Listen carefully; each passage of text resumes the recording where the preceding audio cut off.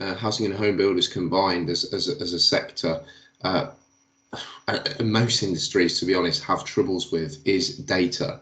And certainly, as most of you, some of us will know us as either your Dynamics 365 implementation partner. Some of you will know us as Office 365, SharePoint, Power Apps. We obviously specialise in implementing the Microsoft stack, but often as a precursor and in parallel to those types of programs. And when you're transforming the business systems in your organisation, having the data in order and making sure that you have a data quality strategy. I'm sure we've all heard the saying, good in, good out. If the data going in isn't good, then the data coming out won't be reflective. So I think what's really interesting is it's certainly we've seen some of these larger transformations where some of you are working with us on the rollouts of large implementations of things like Dynamics 365, how important it is actually to have that data quality strategy aligned with that, to make sure that actually system data going in really allows you to seize the opportunity of that new solution and new business solution, which obviously then transpires to meeting the system objectives.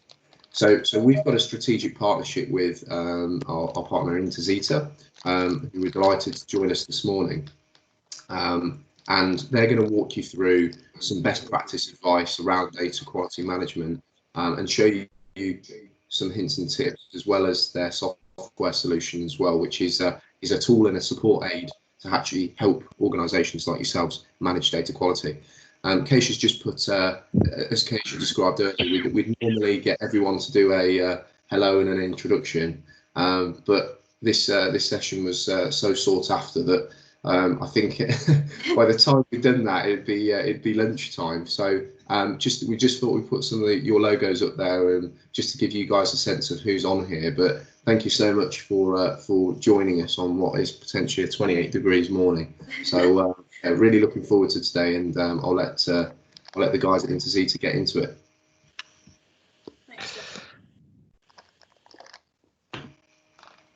Thanks, Jordan. So, morning, everybody. My name is David Bamford. I'm the head of deployment for Intozetta, and I'm going to be taking you through most of the presentation today. I'll be assisted along the way by my director, Graham Cox, who's going to talk to you a little bit about specifically about migration and some of the things that was Jordan just highlighted there. And also on the call with us is a client and a good friend of ours, Paul Perry, who's head of data at the University of Leeds and has been around in many different industries for his career.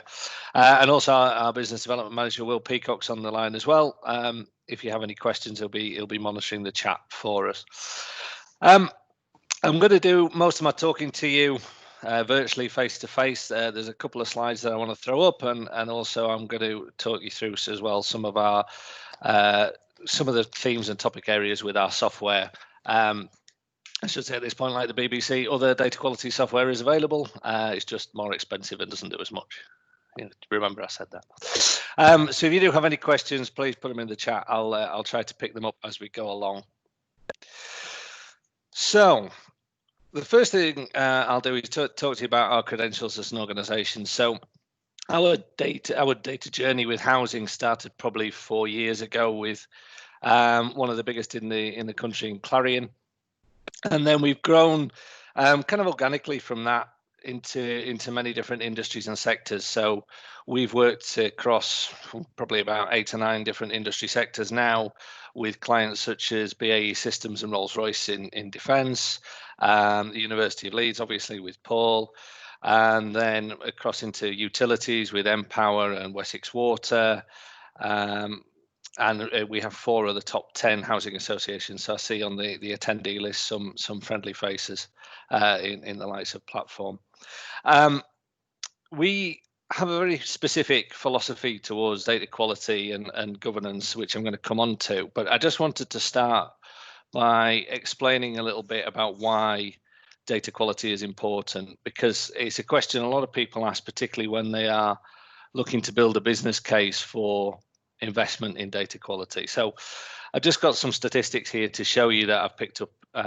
There's been a lot of studies, as you would imagine, on data quality and how it impacts organizations. So I just want to pick out a few of them here. Obviously, in the top left corner, a big scary number to represent what Gartner think is the average cost of poor quality per year by organization. And it's those kind of figures that we're really talking about. I mean, in my experience, we did a lot of work with Empower on there, specifically hanging smart meters on walls, which I'm going to come back to later on. But over 4 years, that was going to save them £35 million. So you're talking about real impacts if data is not up to scratch. The National Audit Office in the bottom left corner did a review of government data and data in the public sector and tried to understand why it wasn't fit for purpose. And those 3 bullet points there that they came to conclusions of are pretty common across the public and the private sector, if I'm honest. Data quality is often inadequate, but it's that lack of standards, that's lack of central governance, which allows data to deteriorate and to be captured in a way that's not useful to a lot of the things an organization does. And then systems as well. You know, systems are put in time, and I'm sure Crimson will tell you that D365 will do many different things that you want it to do. But, you know, they're often built for a period of time, or a point in time, should I say. And then as businesses change and evolve, the systems often don't go with them, because changing them is complex and expensive. And that, as a consequence, leads to ultimately poor data quality, where in a lot of cases you're trying to put square pegs into round holes. And the final one on this I want to touch on is the bottom right hand corner there, where you've got £1 to avoid, £10 to detect, £100 to fix. You'll actually find that statistic quite a lot if you look for data quality metrics. The point of it being that it's much easier to stop the bad data coming in the first place than it is to try and correct it once it's in. So a lot of the work that we do is about identifying where data is poor, and then looking at how to prevent those root causes from, how to fix those root causes to prevent poor data entering systems again. So, as I said, our philosophy is to be both pragmatic and to deliver at pace. I think those are the 2 key things that we bring to our clients.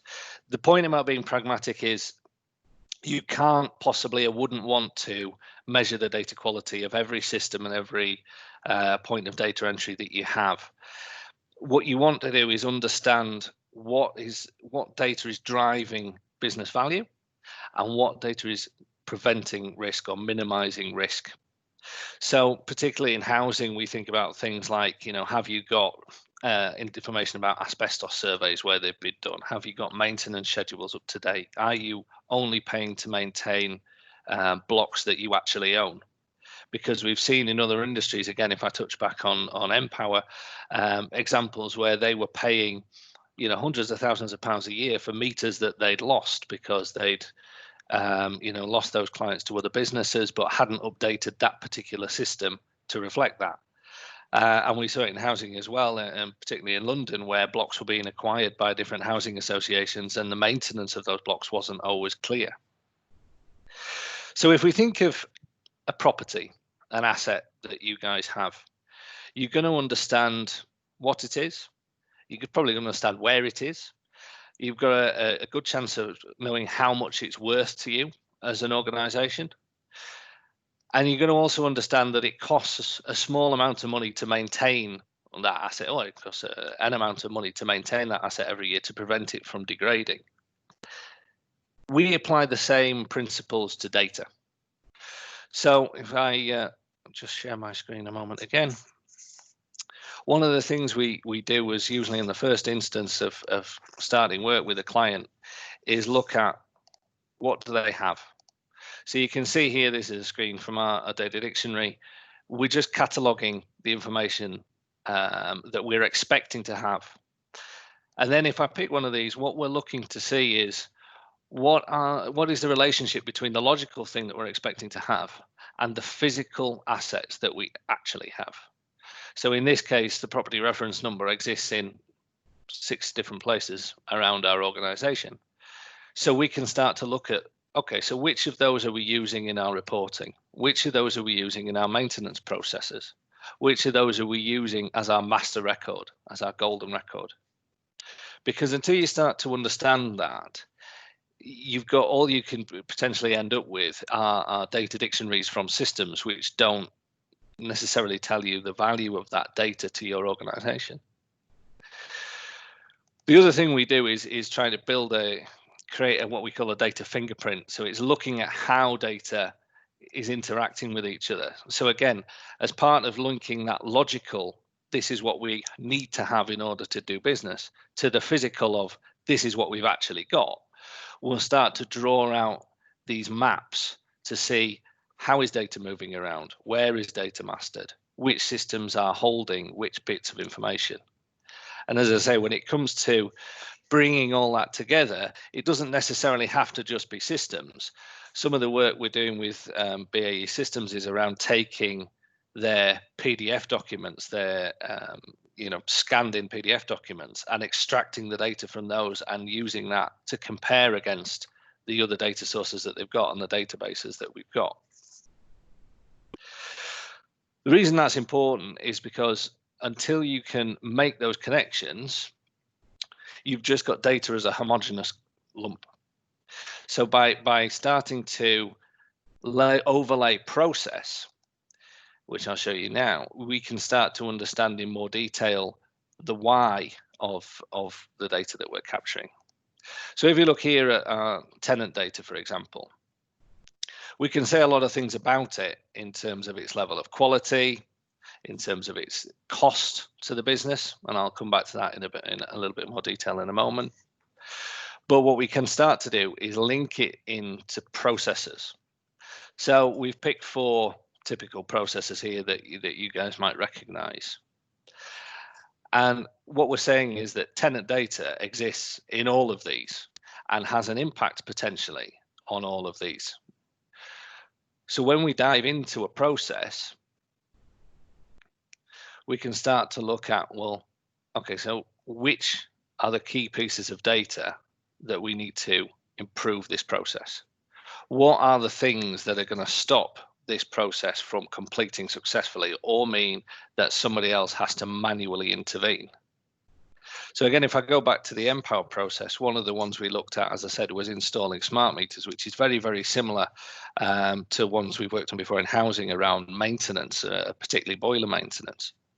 In order to complete an installation of a smart meter, or in order to maintain a boiler, you're going to need to know some information about the tenant's name, some of their personal details. You're going to need to know about the property. You're going to need to know about access to the property. Is the boiler up a height? Well, shouldn't be up a height, but it might be in the loft. Is there a particular, if it's in a block of flats, is it a shared boiler between many different flats? Then you need to know things about the organization that's going to be maintaining that boiler. So which third party is it that's going to do that, and how are they going to how are we going to engage with them? What information do we need to send to them? If any of those pieces of information are wrong when they're needed, that process is likely to fail. The work we did with Empower showed that if a process like that failed, to rebook that job in its totality cost £120 every time it happened. So it doesn't take a lot of failures for that £120 to multiply into something that is considerably larger, and something that makes an investment in doing some of this work around governance and quality much more palatable, because the return on investment is there. So once you've got a view of the data quality issues, or at least this dashboard high level view, then you can start to pick out individual records that you want to fix. So these are taken from our rules library, but what they're looking at is across different entities. So some of these are tenant rules, some of these are asset, some of these are property type rules, but you want to be able to focus in now on the things you actually need to fix. So if I want to make this 92% figure higher, I know that these things here are the ones that I need to fix. And so you're not one of the hardest things to do in my experience in data quality, and particularly around data cleansing, is to see the wood for the trees, is to understand what is the right thing to fix, what is the most cost-effective thing to fix first. And so by linking data quality and linking data items into processes and understanding the impact, it makes you focus in on the things that you need to fix. So when you are making improvements in data, you should see a meaningful movement on this dial and the same meaningful movements forward on these dials here. Now, once you've done that, you're into a cycle of cleansing, and cleansing it can be elusive in some cases. So if you want to know what a tenant's phone number is, or their religious persuasion, or anything like that, in a lot of cases you have to speak to them. But when we get into management of assets and management of components, a lot of the information that we're dealing with can actually be derived or can actually be understood by a set of logic. So a lot of the work we do with clients is about firstly separating things out into what can we fix manually versus what requires an automated approach. And when we're talking about manual things, I know we've got some guys on from Platform. They had one of the more novel approaches to this, where they were creating surveys to send out for clients with tenants, who they knew they had data missing for. And it's those kind of things that help you gather that information in a short period of time. But the other thing to think about is, are you maximizing your contact points with clients? So when you get an inbound phone call from a tenant, and all of you will have experienced this if you phone, particularly if you phone your financial services or insurance companies, they're really, really good at this, is when you've told them the thing you want to talk about, the next thing they say to you is, okay, sir, can I just confirm, is your mobile number still ending 979? Is your email address the one at gmail.com or at hotmail.com? And it's those little touch points like that that make a big difference to improving the way that you capture data and maintain data. Because at the start of a contract, the start of an engagement with somebody, data quality is usually high, because you've just had the application forms, you might have had some one-to-one communication, you might have had a direct phone call, and so the level of data you've got is high. What then happens is, over time, that information degrades. Experian put it at around, I think, a 30% degradation in personal data per year. And that's things like, oh, I've changed my email address, I've lost my mobile phone, so I bought another one, I've converted to Catholicism. There's lots of things about data that change, and keeping on top of it. A lot of people the first people they'll tell if they change their mobile number is well, apart from their friends, is usually something like the bank, because it's very important to them. But the people they pay are usually the last on the list. Believe me, in energy, they are definitely the last on the list. So our approach, where it comes to automated cleansing, is about looking at how much of this data can we take out of the need to phone people, the need to contact people directly. So we build a lot of cleansers around rules-based information. So put simply, if A is A and B is B, then C must be C. And we can build scripts like that, more complex than that, but we can build scripts like that to automate the process of cleansing. So again, that's another way to reduce the overall cleansing cost. Things like matching addresses against the post office address file are things that you can do relatively straightforwardly, but that improve the quality of your data no end, because if you've got a house number and a postcode in this country, you can populate the rest of it in pretty straightforward fashion. So as well as thinking about maximizing those touch points, you've got to think about the systems that are actually capturing them as well. And have you got clear validation rules and logic around your data entry and data capture? Because if you know that the data is flowing in the right ways, so you saw that with the map that we looked at earlier in the governance window. If you know that you're capturing all the information that you need, because you've looked at the process view and you understand that everything is there, then you just need to make sure that the data that's actually coming in is as robust as possible. So are you making sure that the systems have validation around email and postcode, have around phone number, are all the mandatory fields mandatory. Now, this changes slightly in migration, and as I said, Graham's going to talk to you around migration shortly. But I think one of the key things, the key learnings that we've taken away is to deliver these kind of projects in a cyclical way. So deliver quickly and deliver regularly, because buy-in of people, buy-in of your teams, buy-in of your senior management is absolutely critical. And the best way to do that is to show value in the shortest possible time. So what that leads me on to is try to grow these processes organically. So don't try to take an entire system, catalog it all, do data quality over every single field, and then produce a report, because it will take months and you won't realize the value that it's possible to realize. If you take it much more as a iterative thing, let's start with a process. Let's start with our, if I share my screen again, let's start with our ability to maintain components, for example. So what are the data items we need on that journey? Can we build this dashboard first and get to sort of this information, so we can understand which are the most costly of the errors that we've got, and we can get them fixed. What you'll find is when you do that and produce that very quickly in a matter of weeks, you will bring other people along with you. You will have other departments, other areas saying, oh, I've just seen he's got that data quality report. Why haven't I got that data quality report? I should have that data quality report. And it's amazing that the psychology behind people wanting something that other people have got. But it's a way of showing value really, really quickly. So this is the kind of thing we do in a proof of concept, but it's the kind of thing that you could do as part of an implementation. A lot of people will tell you they can build data quality rules, and we hear that a lot. That we could build this ourselves. We don't need to invest in a tool set or anything like that. It's not so much the building of the quality rules that is where the skill comes in. It's about this contextual information that goes around it. I'm going to talk to you. One of the questions that I got prior to the call was, what should you be thinking about as housing associations? What are the topics of data that you should consider?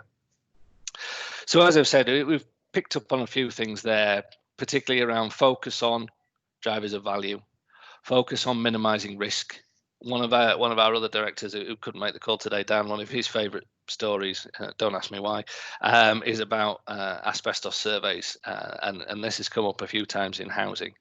But the thing that would keep certain people in housing awake at night is the thought that if there's asbestos in a property that we haven't identified and somebody were to get ill, how would we feel about that? What would be the damage that would be caused? And part of that is where you've had systems that, well, we haven't got an answer for, is there an asbestos survey? So we'll default it to null. And it's one of those fields that you absolutely cannot default to anything. So focusing on things like that, focusing on, have we got the right information to be able to report to regulators, to avoid any public health issues, to avoid any detriment to any of our tenants, and can we deliver our value? Can we collect our rents, rent our properties, maintain our assets, maintain our components?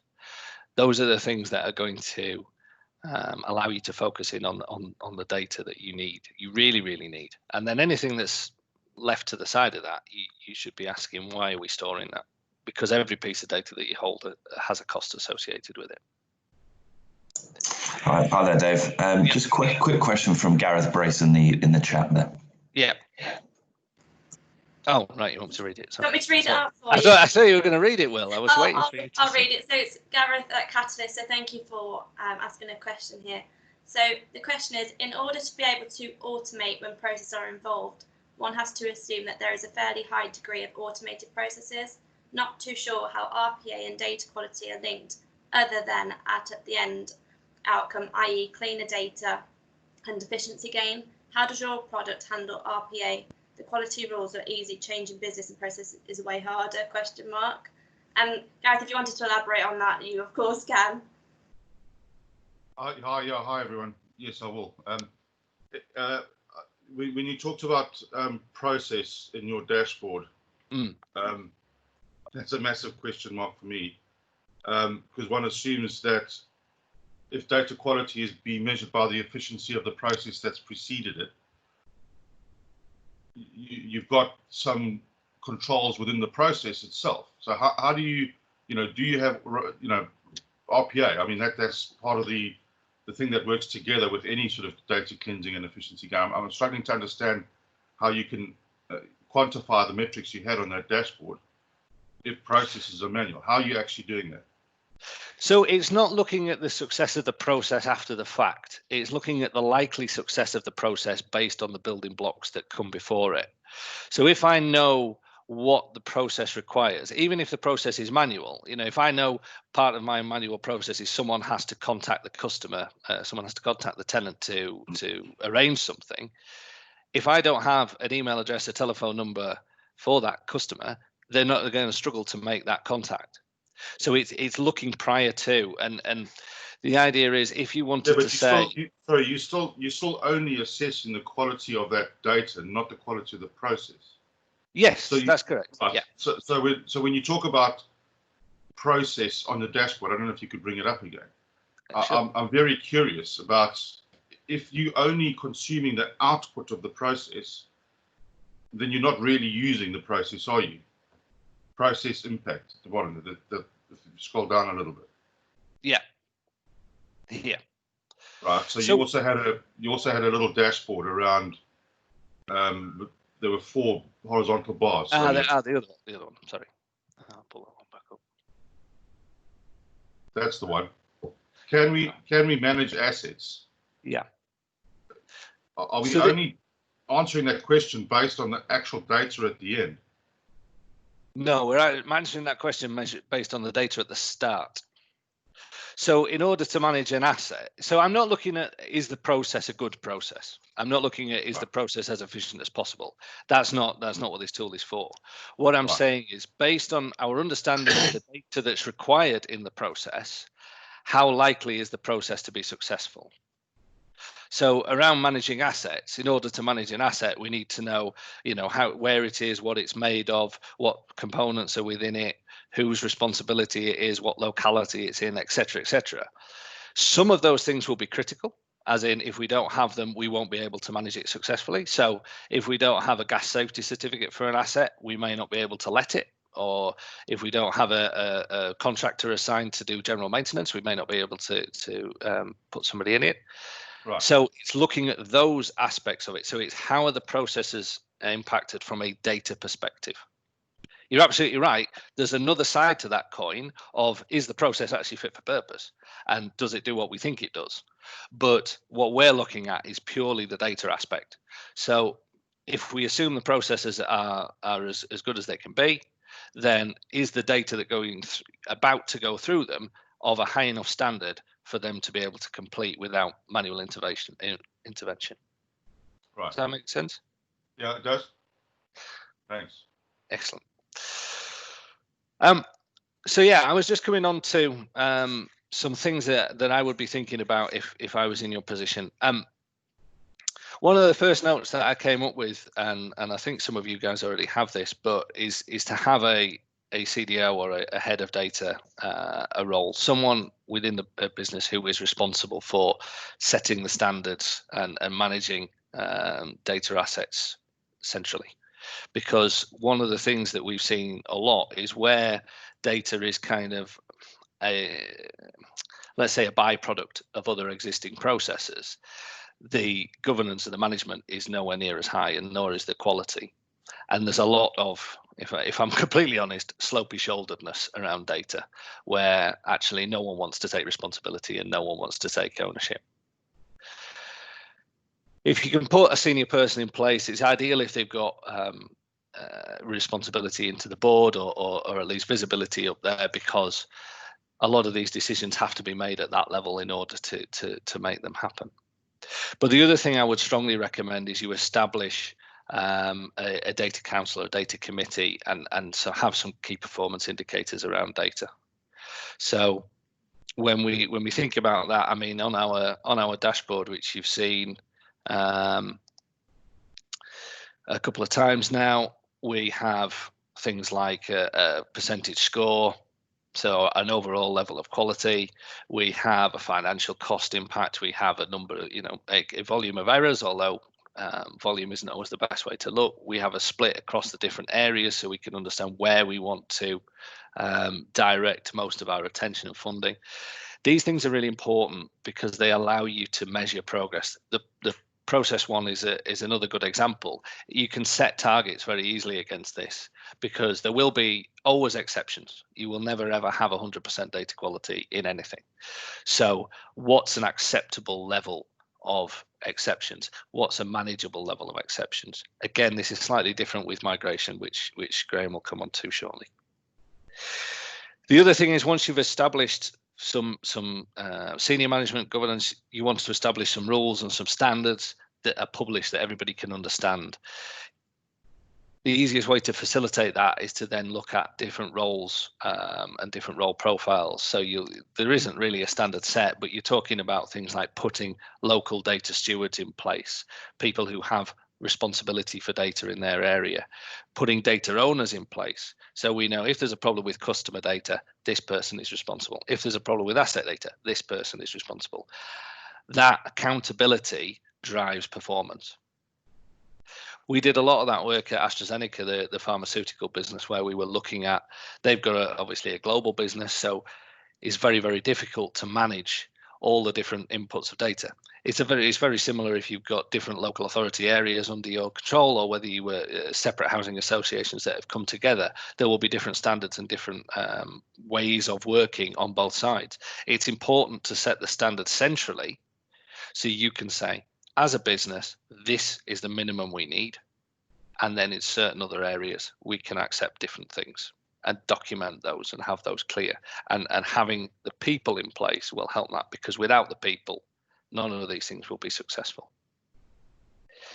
Data quality teams can be centralized or can be dispersed. So often they're a hybrid. So if I think of Paul's set up at the University of Leeds, there's a centralized team who set the standards, who establish the rules, who set the policies.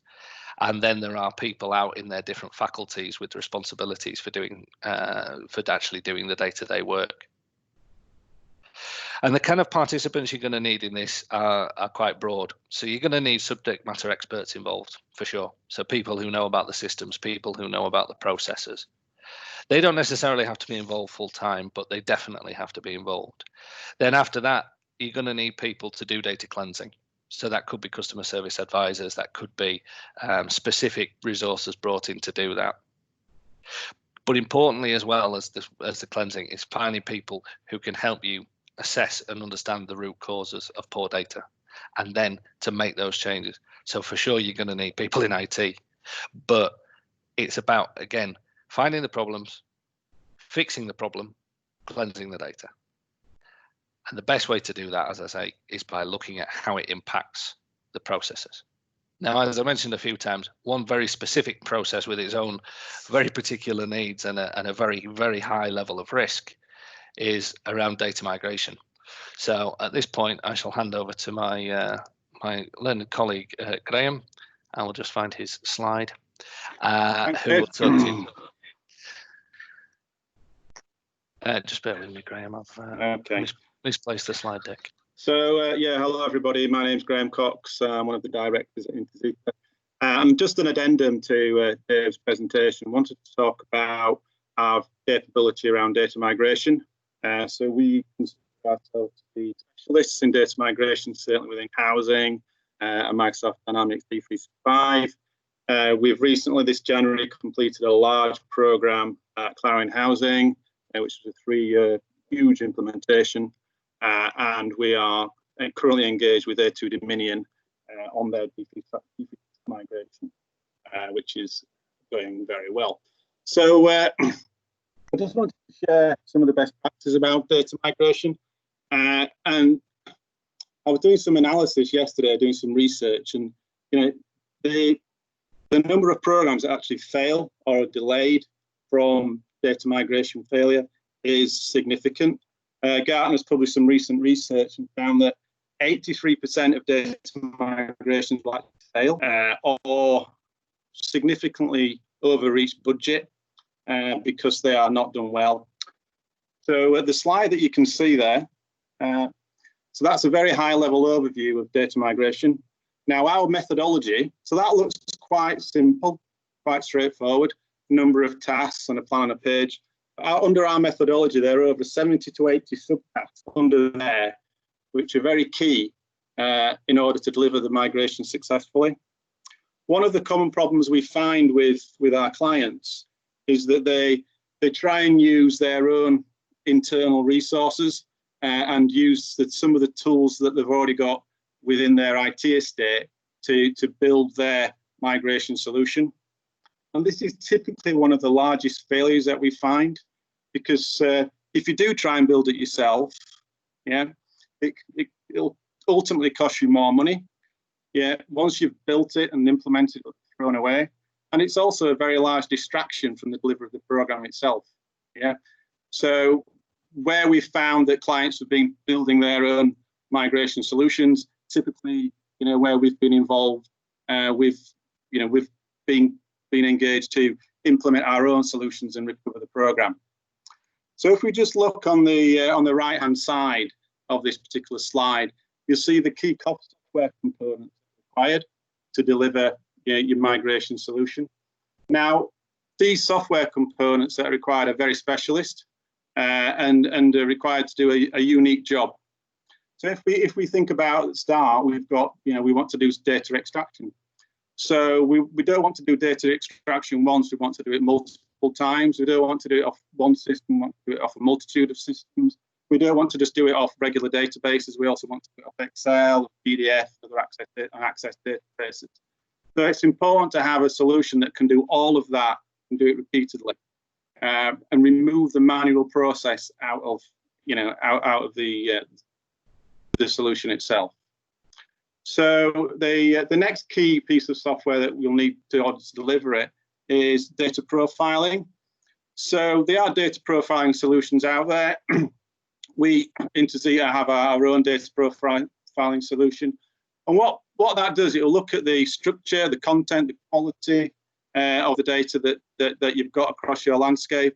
And you'll be able to identify the best data sources, where your data is dispersed across a multitude of systems.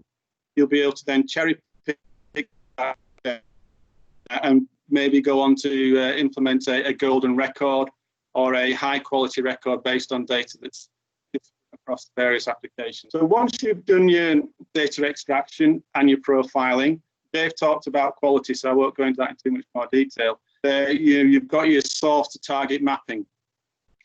Now, source to target mapping often goes wrong.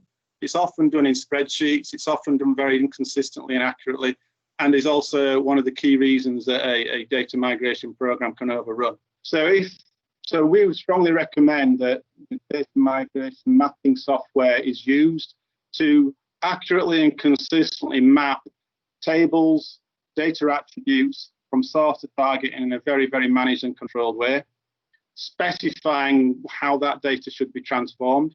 And also in doing that, you've got an audit, yeah, of everything what's moving around, because ultimately when you go live, the data needs to be approved and signed off, and sometimes is subject to a detailed audit to make sure that it's not being manipulated or damaged as it flows. So data mapping software is absolutely essential in our view for accurately mapping the data, sharing the data, sharing those mappings from a technical to business analyst to process owners to data owners. So everyone's got a clear understanding of how that data is being transformed as it's going across the migration pipeline. Also, one of the key areas that we find on data migration is the usage of real live personal data for testing. So you may be using tenant data for testing, and that's obviously a no-no. So we strongly recommend that data obfuscation, data scrambling is taking place for any testing that's going on to ensure that, well, first of all, the GDPR regulations are adhered to, and secondly, there's no data breaches or, for example, people getting an email from a test system or an SMS for a test system, which could be quite alarming if it's to do with evictions or cases or whatever. So that is another key fundamental part of, of your data migration process and solution. Also, as we move towards the end of the data migration, you're looking at the go live, and go live can be chaotic. They can, they can take days to deliver. And one of the most complex areas around that is actually the reconciliation and the validation of the data that's being migrated. So in order to improve the speed of that and the accuracy of that and have a full audit, we recommend the use of an automated data reconciliation tool set that will quickly compare and contrast the data that should have been loaded, that has been loaded, so you can identify any exceptions. And also what that will do is it will really accelerate the speed of data testing and the ultimate go live itself. So another strong recommendation we'd make is try to automate the end-to-end data migration process as much as possible. Remove any manual processes if at all possible, because as you go through the various test cycles, and there will be multiple, if there are any manual tasks that are required, then they will have to be done repeatedly, and that could be a significant waste of time. So we recommend several test cycles and a minimum of 3 dry runs in order to ensure that the data is absolutely accurate before go live. And as I said, the methodology underpinning this high-level slide has about 70 to 80 detailed tasks that need to be performed. All those tasks need to be owned by an individual, or if you're engaging SIs and third parties.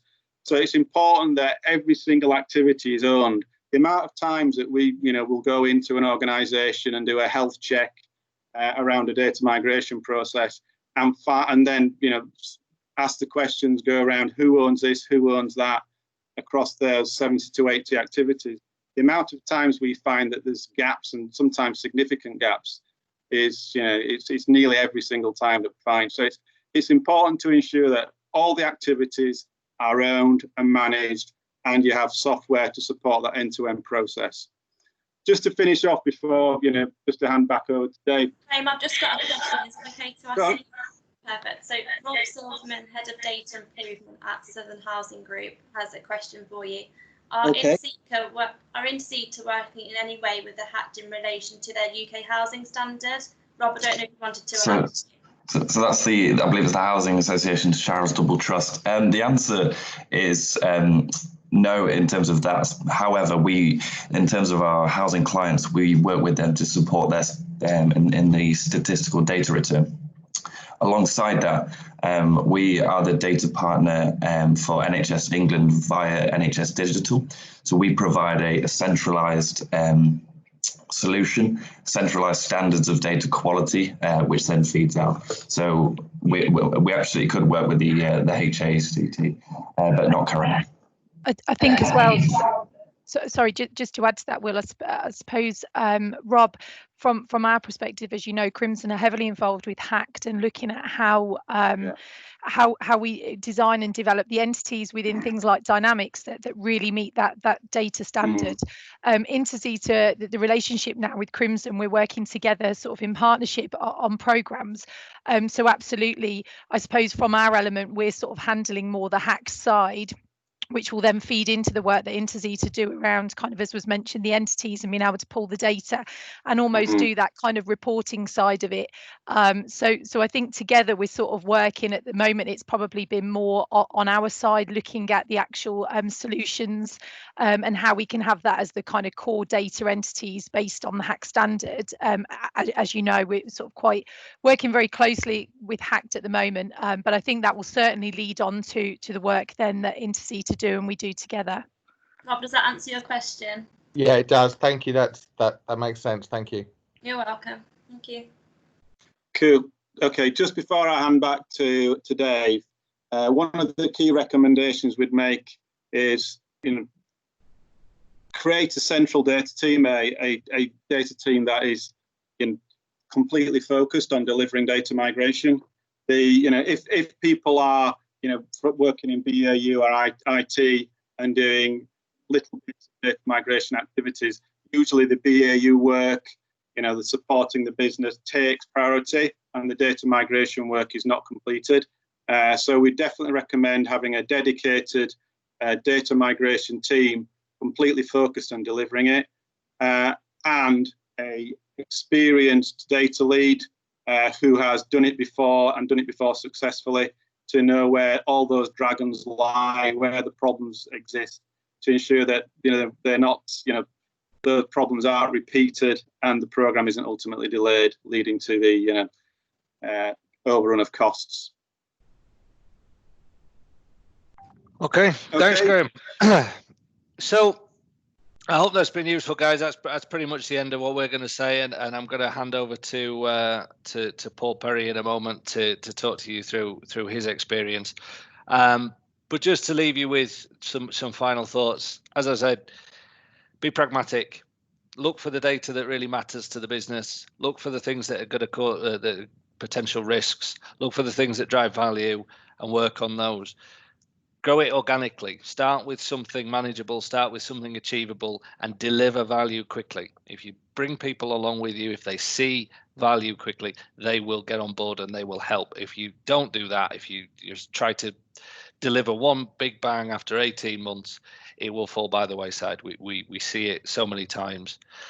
And get people involved, as I said, get data stewards, get a head of data in place. You're about to hear from a head of data, so you'll hear what great value and insight that they bring. But get someone in place who can set the standards for you centrally and make data a part of senior management conversations, and that will drive value. That will drive improvement. That will minimize your risks from a data perspective. I hope you found that useful. If you have any questions for me or for Graham at the end of this session, obviously there's the chat there, but please feel free to reach out to us after. But without further ado, I'll hand over to Mr. Paul Perry, Head of Data at the University of Leeds. Paul. Thank you. Thank you, David. Morning, everybody. Just wanted to share a few things around the journey that we've been through in Leeds and the journey that I've been involved in quite a few companies. I worked with the University of Leeds for the last year as their head of data. And before that, I worked for the CQC. Before that, for the DWP, I was their lead enterprise architect for 3 years. And before that, Thales UK, which is an engineering company, where I was the lead for the UK on systems and enterprise architecture. And before that, CGI, Logica, but interestingly, way in my dim and distant past, I used to work for a small finance company in Bath called Johnson Fry Housing, where we had a fantastic database that allowed us to control our housing portfolio. So I do have a toe in your world, albeit not a very big one. I'm going to share portions of a presentation that I gave to the UCISA, that's the Universities and Colleges Enterprise Architecture community, to show the kind of thing that we've been doing in Leeds and the kinds of things that we've had to address as issues. So I'm just going to share my screen. If you bear with me a second.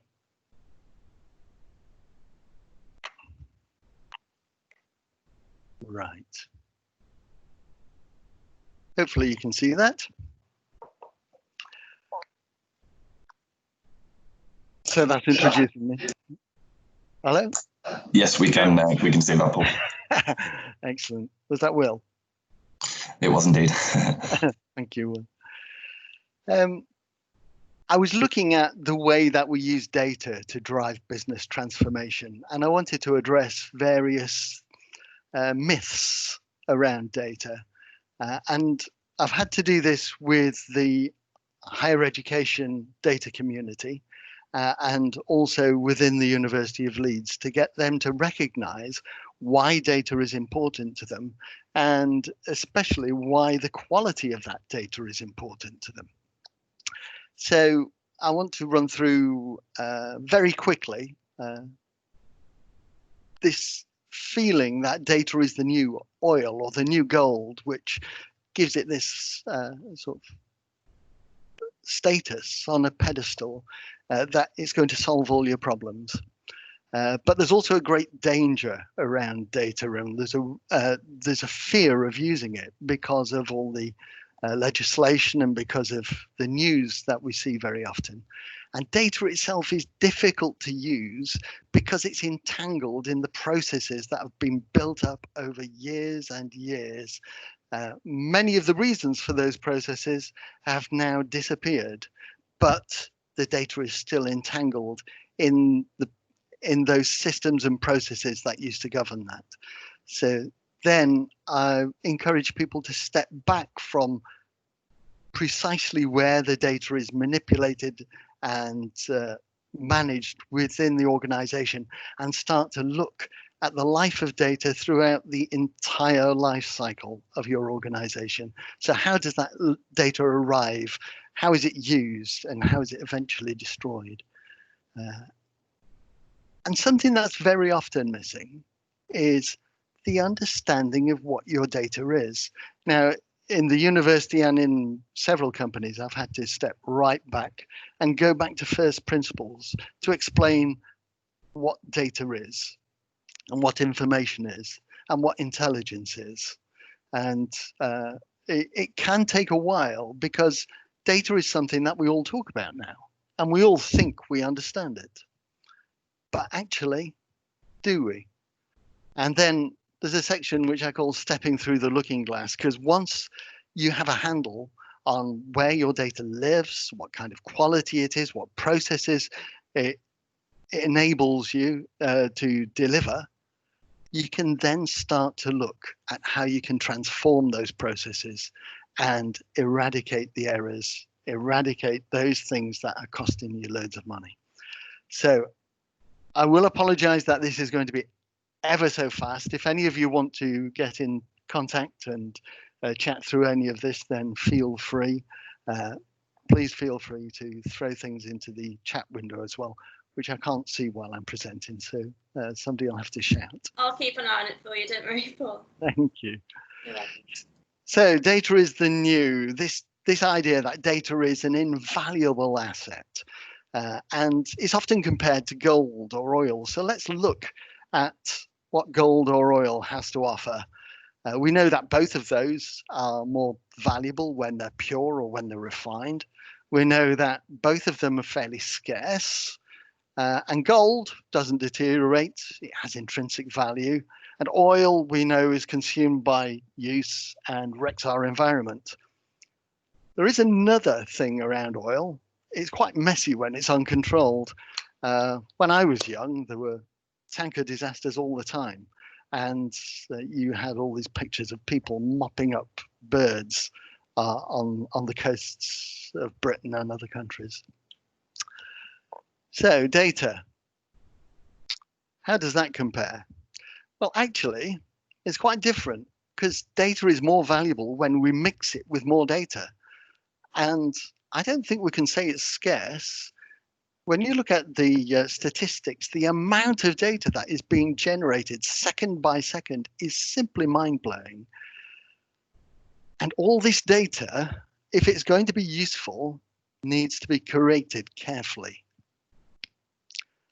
To curate it, you need to understand what the data is about and what its purpose is.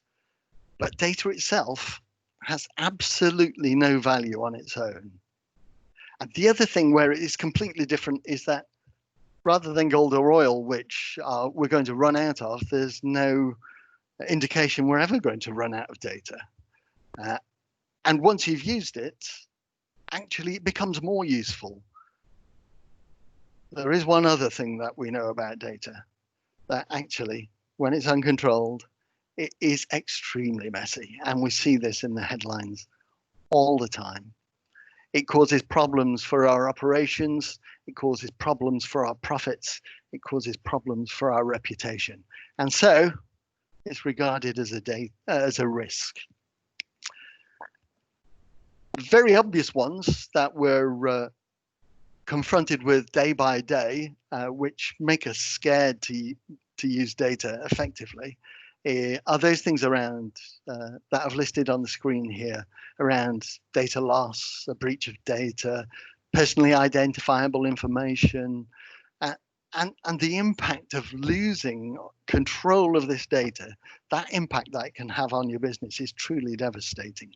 And you only have to look at some of the fines that have been applied to understand why our boards are really quite worried about what we do with data.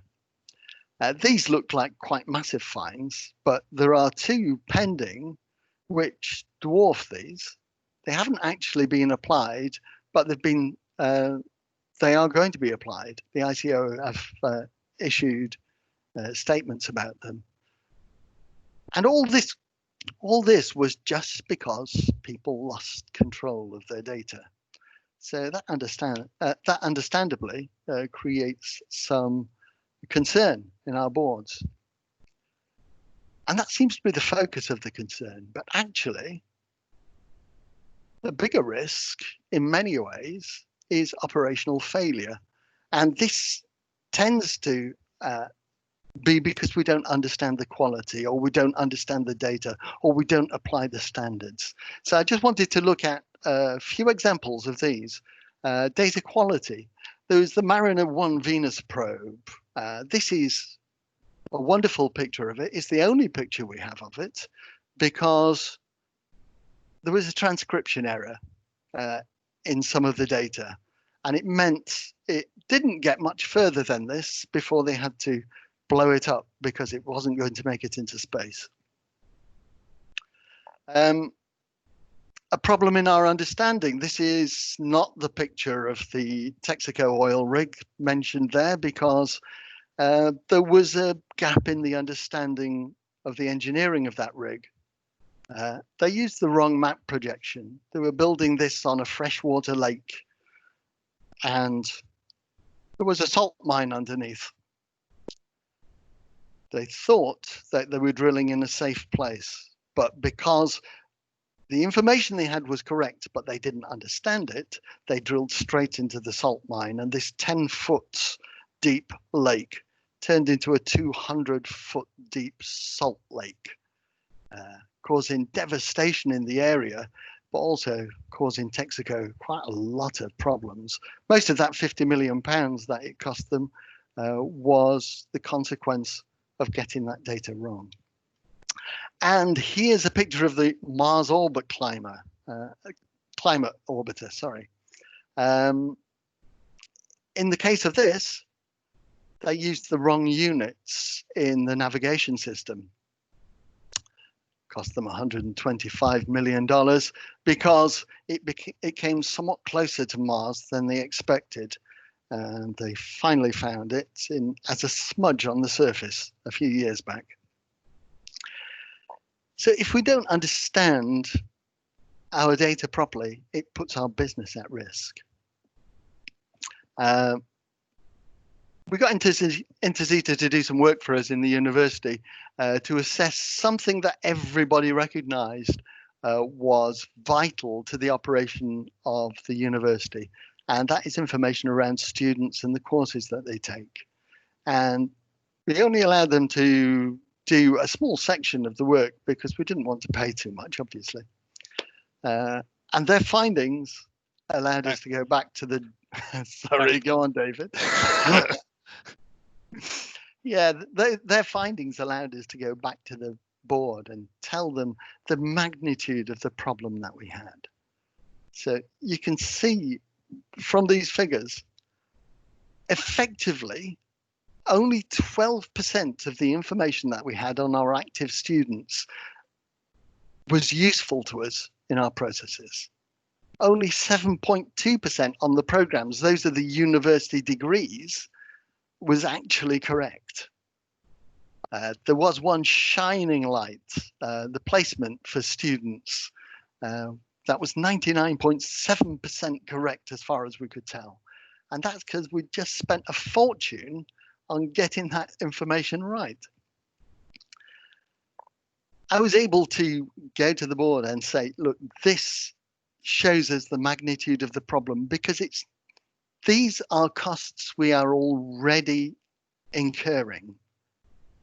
And not only that, any decisions that we make around this data may be fundamentally flawed. And that is introducing risk to the business that we simply cannot afford.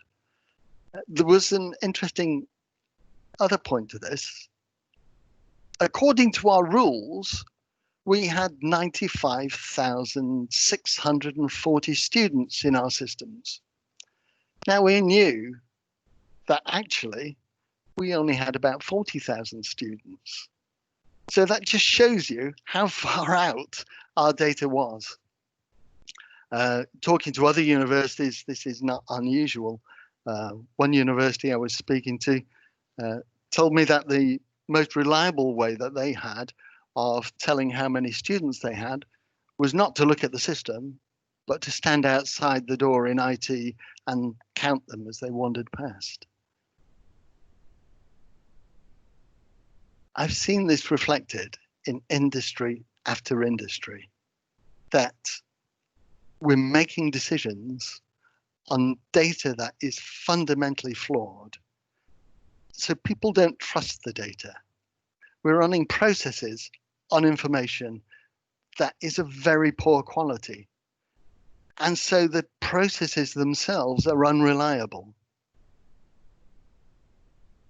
It's important that we take that kind of information and do something about it, because those things are driving costs into all our businesses. Those things are stopping us from achieving the outcomes that we're expecting and that we're aiming for.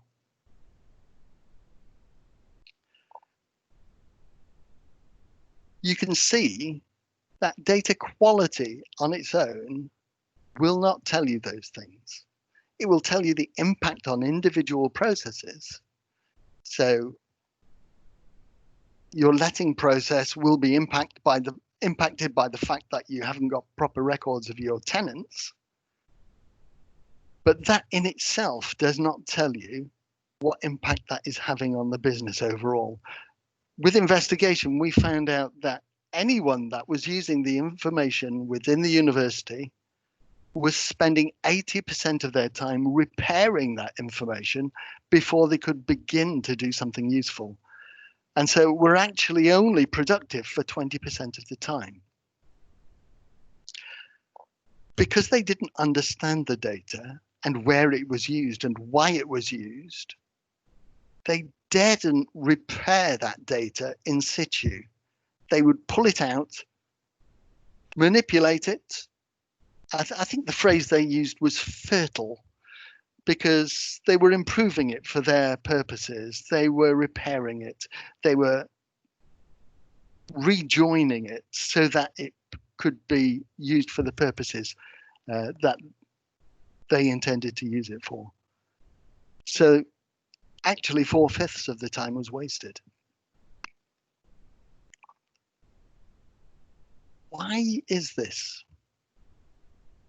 Because we've been using this data for years. And it's because the data is entangled in the processes. And I suppose this is where I start to bring an enterprise architecture view to the entire thing, because it's not enough to prove that your data is good quality. You've got to prove that you understand why you have that data and where you use it, because that is what is driving value for your business. That is what is allowing your business to achieve what it needs to achieve.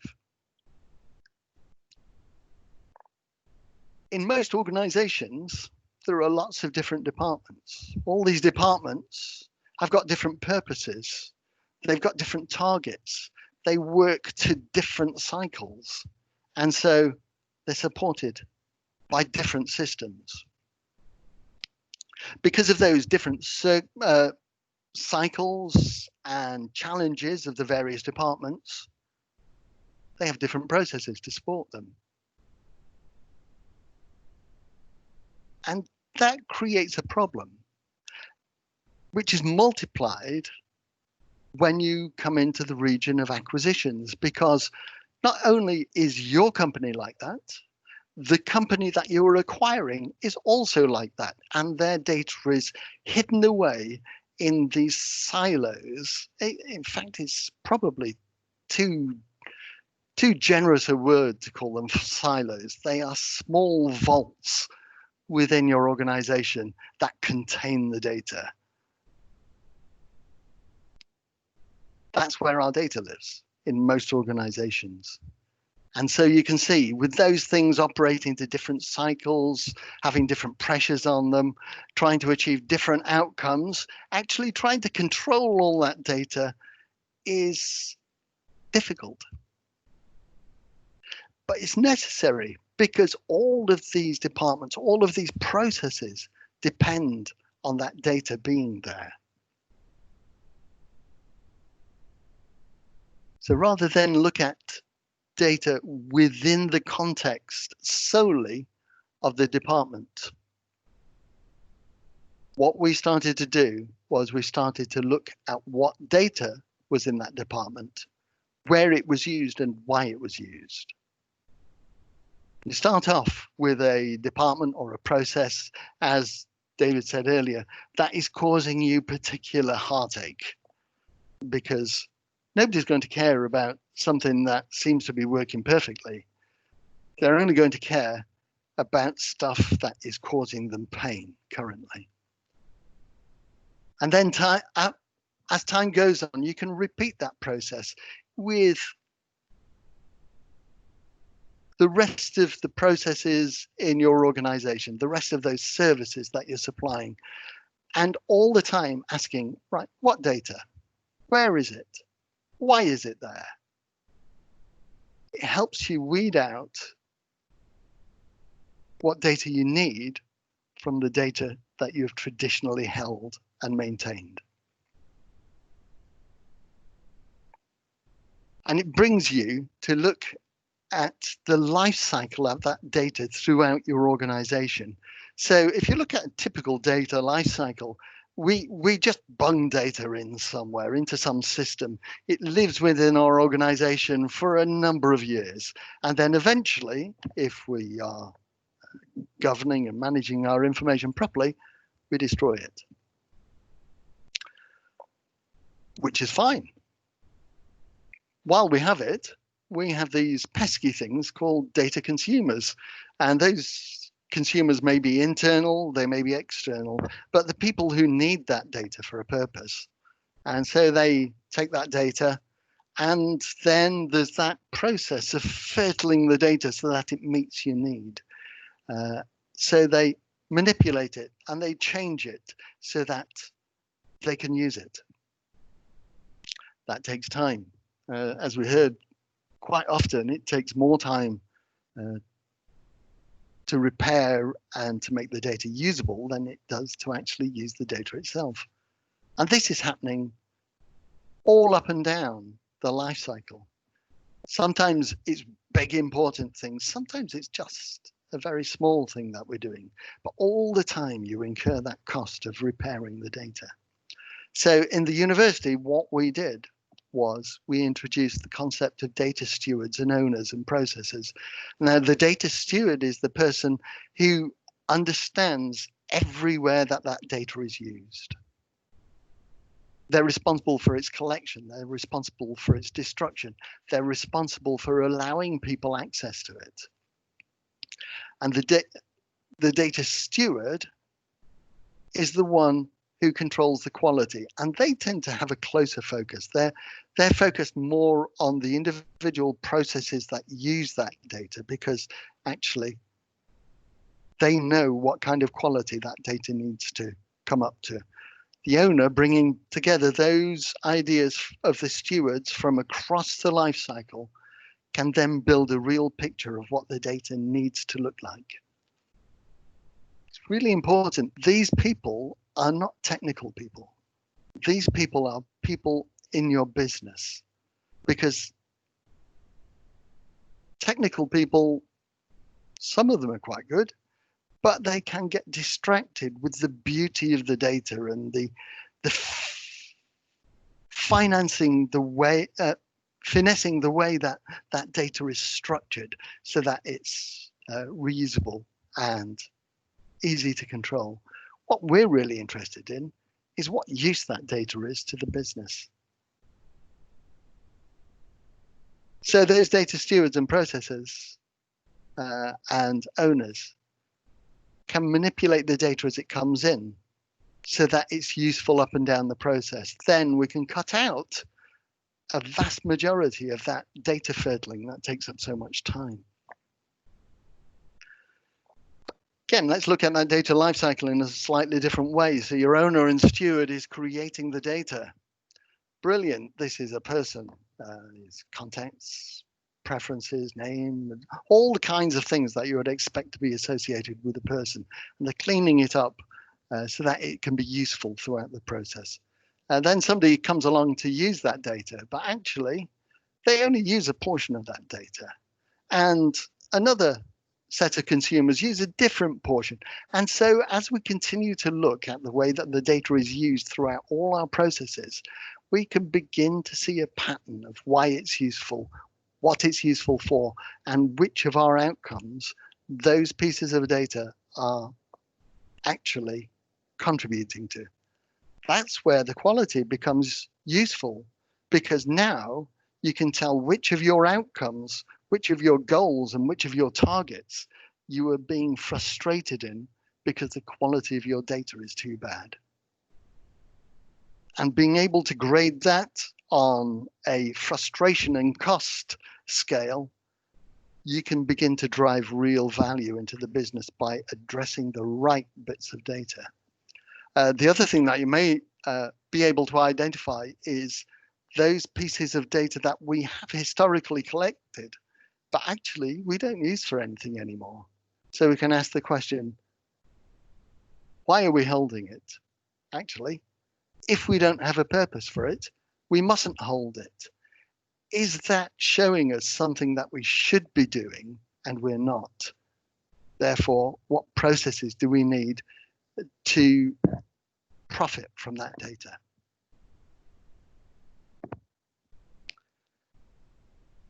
So as well as understanding, and part of understanding where your data is used, you begin to understand what the data is, because data is your essential infrastructure. You can change your systems, you can change your people, you can change your business, but the data that underpins it actually is a reflection of the reality about you. And if you don't understand that, you can't use it effectively in whatever your business is. So your solutions must depend on understanding as well as the quality of your data. So you begin to describe that data in ways that everybody can understand. So we introduced this idea of information domains, where we start to talk about different kinds of information in everyday terms. This is a good challenge to give to data architects and enterprise architects and solution architects. If you can't explain what the data means, you don't understand the data. If you can't understand what the data means in terms that the business will understand, you don't understand your business. And if you don't understand those two things, you cannot support the business in delivering the outcomes you need. There's a great tension there, because we've got a technical community that is trying to keep data beautiful, and we've got a business community that actually want to use that data to generate some kind of profit or value.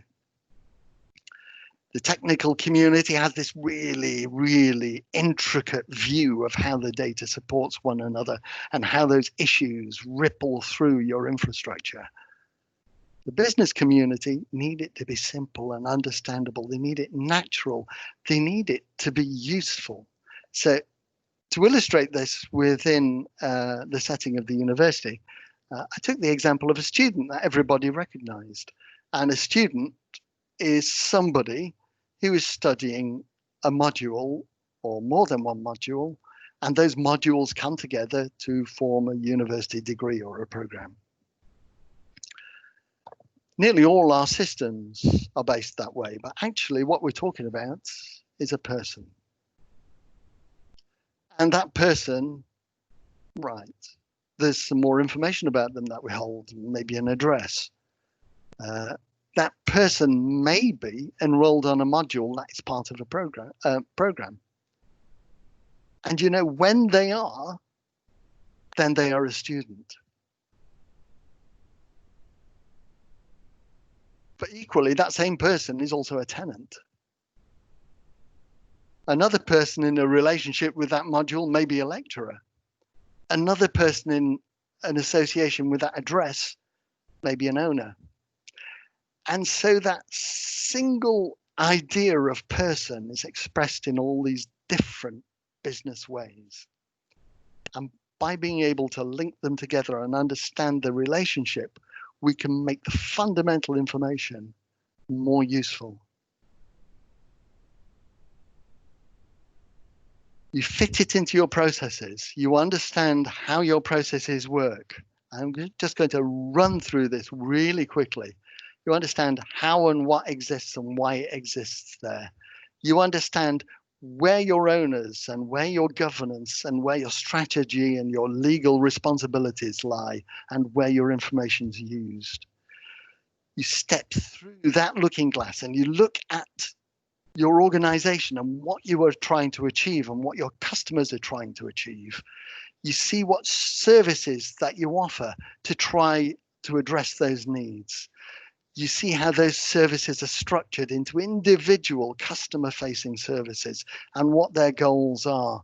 You see how those services work together to achieve the outcomes that the organization is trying to achieve. And you look at the way your customer interacts. You look at the information they need. You look at the way you need to support them. And by doing that, you fit data into the center of your business. So you can understand the impact of quality issues across your infrastructure. You can understand the impact of that segregation of your data across your entire process, because you start from outcomes and goals and measures of success. That links to the data that you need. That helps you understand what the data does. You can look at the services you provide, and that helps you understand what the data means. And then you allocate responsibility for who's responsible for the quality, the use, the structure, how is it protected, where do we store it, what systems use it, when do we need it, and that can allow you then to form a stable foundation of data that can support the business outcomes and allow you to question what services you should provide.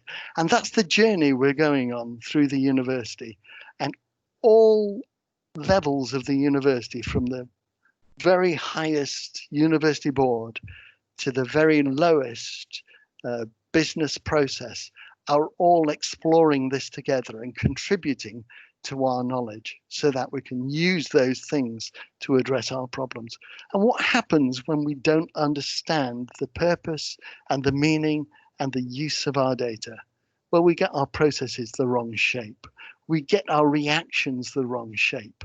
And we find things impossible that should be easy. Just going to give you a few very quick examples. When I was working in the DWP, we had a service, a customer-facing service that we called Get My State Pension.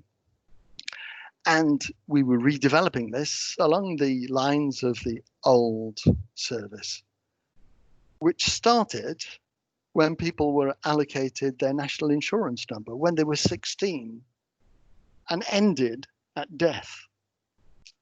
Now, the name of the service was Get My State Pension, which was really only associated with the last few years once you've stopped working and you're actually become eligible for the pension. So all that work that we were putting into getting the journey right from allocating the national insurance number up until the last few years of somebody's life actually was wasted work. because this was only so that people could claim their pension. And so understanding the scope of that meant that we could save a fortune on the way we developed it. In Bristol and West, because we didn't understand the data that we were using properly, I was working in the arrears department for a while, and they couldn't understand why the figures they had from various reports within the department never really tallied. So we looked at it from a data perspective, and everything seemed fine, except within that one department, there were at least 4 different meanings for an arrear. And because it wasn't reflecting the same thing, obviously the results from the different portions of the arrears department would never marry up.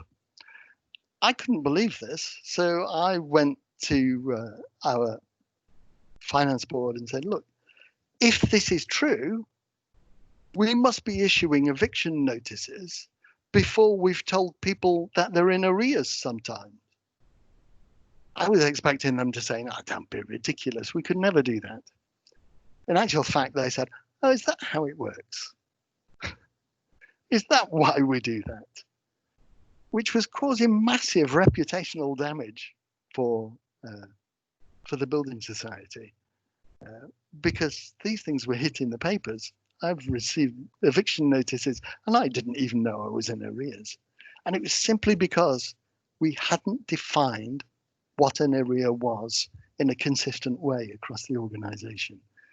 And I've seen this repeated time and time again. And I just want to touch on something Gareth was asking earlier, because we were talking about automation, and we did a load of automation in the DWP, which was surrounded completely by manual processes. And the reason we were able to do it was because we were able to look at those processes, the inputs and the outputs, and understand what the data should look like. And so long as we monitored the quality that was coming through into the decision point, we could then automate the decision.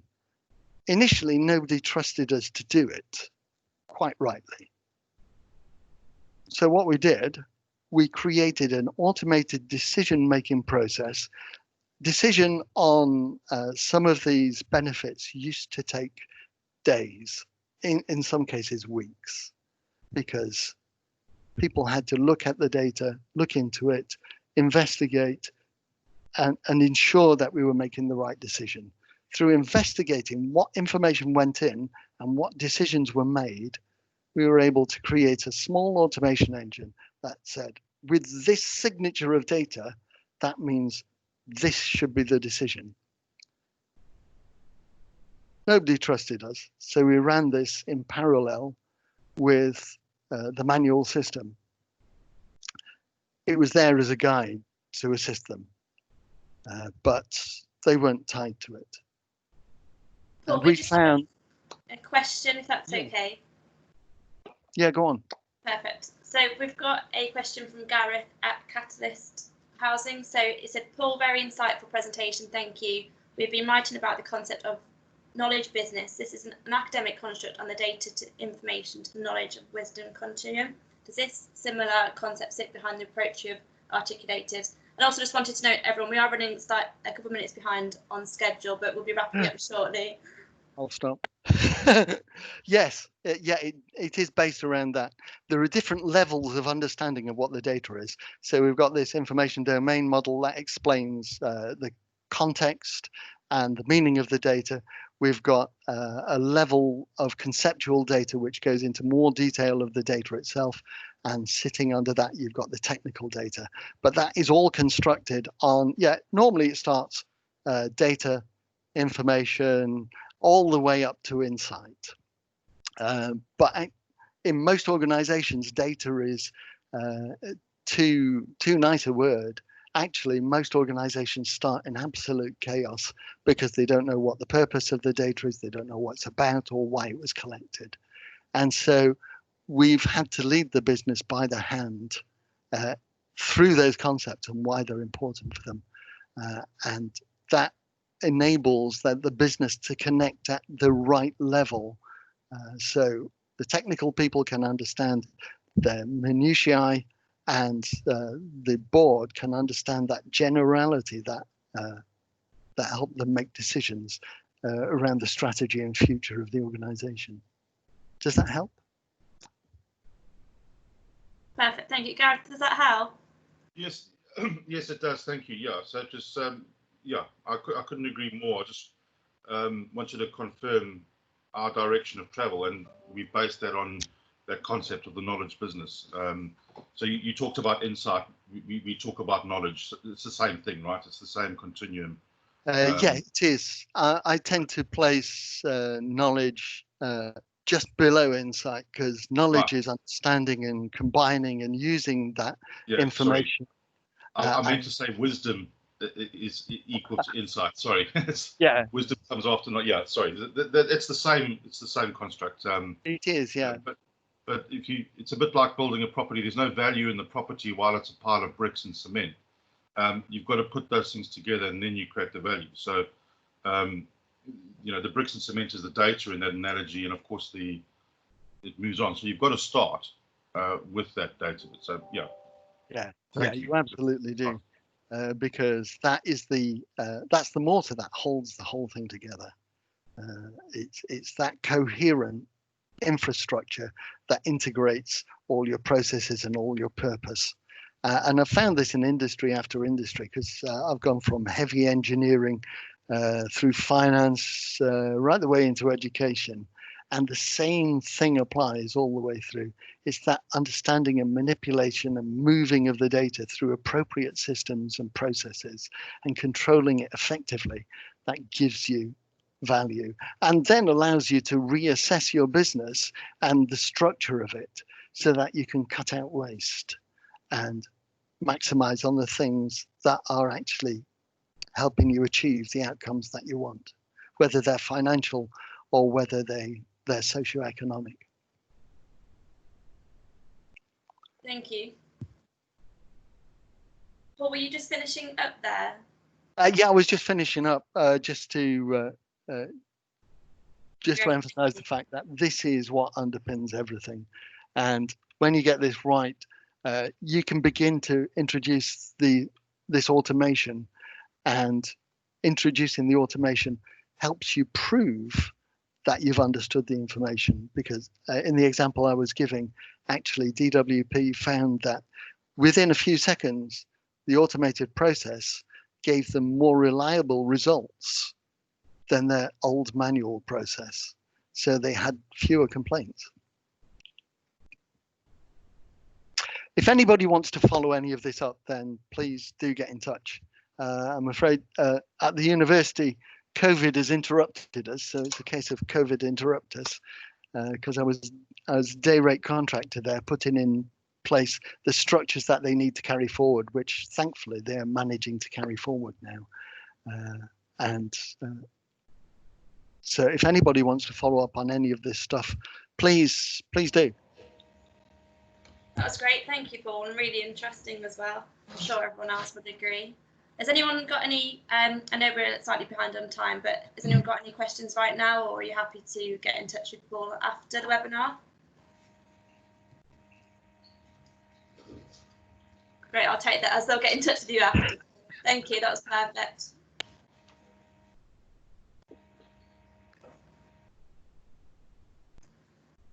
Great, so thank you everyone who's still with us, and thank you for joining.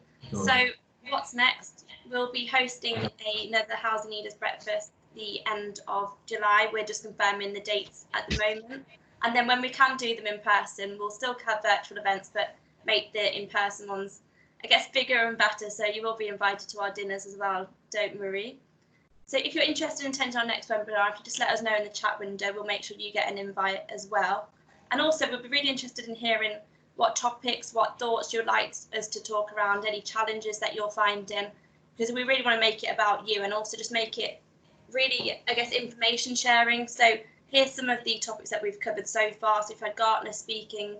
He covered the letter H, the most important for housing and the future and home builder and housing trend.